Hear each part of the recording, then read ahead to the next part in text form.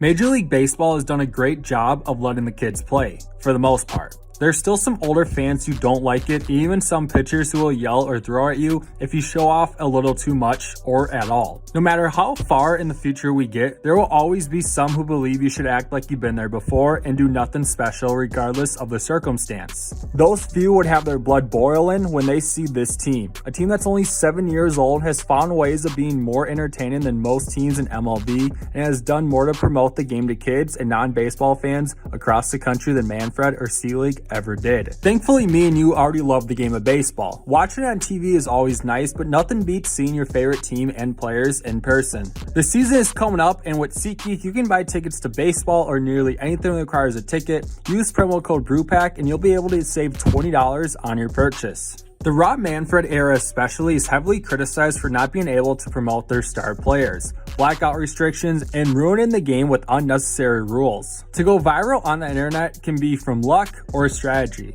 Some will only have their 15 minutes of fame, while others capitalize off of it. More than 4 times the TikTok followers and the most followed MLB team, they have a lot more than just their 15 minutes. The team, originally from a league called the Coastal Plain League, which features college players from around the country, have done just that and helped younger kids fall in love with the game. And even older fans who might have lost their interest after the '94 strike. The Savannah Bananas won 3 championships, including their inaugural season in 2016.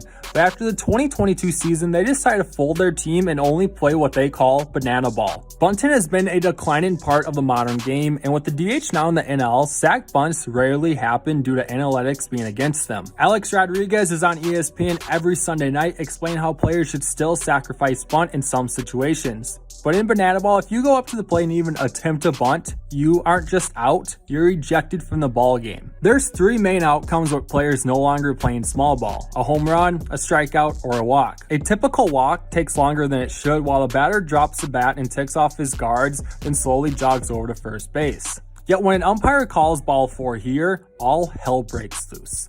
The batter tosses the bat aside, then sprints to first, while every single fielder apart from the pitcher and catcher have to catch the ball as the batter is running to second. That won't be the only time you see a batter sprinting towards first in a game. A popular saying is you can't steal first base, although it has happened a couple times. But in this game, it's part of the rules that you can. You don't need a drop third strike to run over. Any ball that hits the dirt on any pitch, the batter can attempt to steal first. Bananas first baseman said, "You can't blink or you'll miss what happens. You'll never see a score like this or this while watching them play. If you score the most runs in an inning, then you get a single point at the end of that inning, then restart again in the next one. The first team to 5 points wins." Some people believe bringing your glove to the game should have an age limit. Others just want to catch a ball and give it to a kid after. Or other people just kind of suck. You don't always need a glove to make a great catch on or off the field.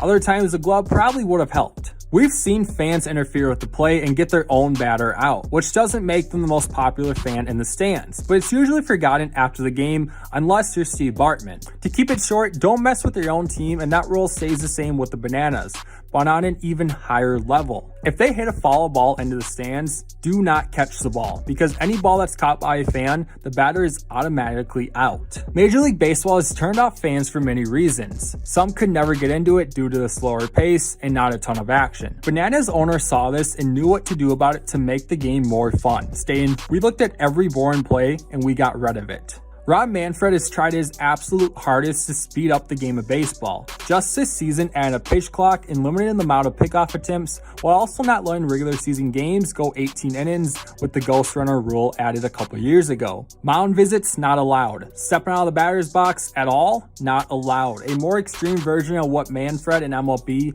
have put into Major League Baseball over the last couple of years. A game going past 2 hours, not allowed, unless the game is tied. It doesn't go to extras like your typical ball game. Instead, they have what's called a one-on-one showdown. Each team selects a pitcher and a batter. There's also only one fielder besides the battery. The batter puts the ball in play and has to score on that play. You'll have a great chance to hit them where they ain't, as Hall of Famer Willie Keeler would say. The only question is, how fast can you run? It's not just fans like you and I or the players loving what they're doing in Savannah. MLB Executive Vice President Morgan Sword noticed what they're doing too. There is something special going on in Savannah.